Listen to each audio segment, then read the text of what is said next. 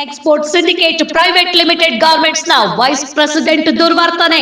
ಇಲ್ಲಿ ನಮ್ಮ ಎವಿಪಿ ದಿನಕರ್ ಅಂತ ಹೇಳ್ಬಿಟ್ಟು ಬಾಯಿಗೆ ಬಂದಂಗೆ ಬೈದು ನನ್ನ ಜಾತಿ ನಿಂದನೆ ಮಾಡಿ ನನ್ನ ಮಾನಸಿಕವಾಗಿ ನನ್ನ ಕುಗ್ಸಿ ನನ್ನ ಪರ್ಸನಲಿ ಹೊಡೆದು ಸೂಪರ್ವೈಸರ್ ಮೇಲೆ ಹಲ್ಲೆ, ಜಾತಿ ನಿಂದನೆ.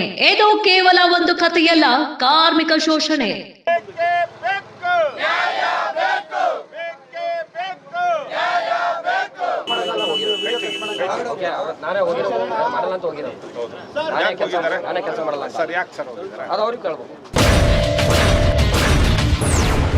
ಹಲ್ಲೆಗೊಳಗಾದ ಅನಿಲ್ ಹಾಗೂ ಆತನ ತಾಯಿಯಿಂದ ನ್ಯಾಯಕ್ಕಾಗಿ ಹಂಬಲ.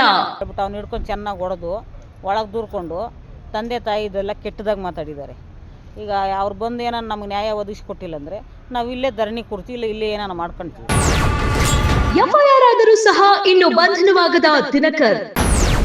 ವೈಸ್ ಪ್ರೆಸಿಡೆಂಟ್ ದಿನಕರ್ ಹಿನ್ನೆಲೆ ಕೆದಕಿದಷ್ಟು ಮಠ ಬಯಲಾಗ್ತಿದೆ ಆತನ ಕರಾಳ ಮುಖ.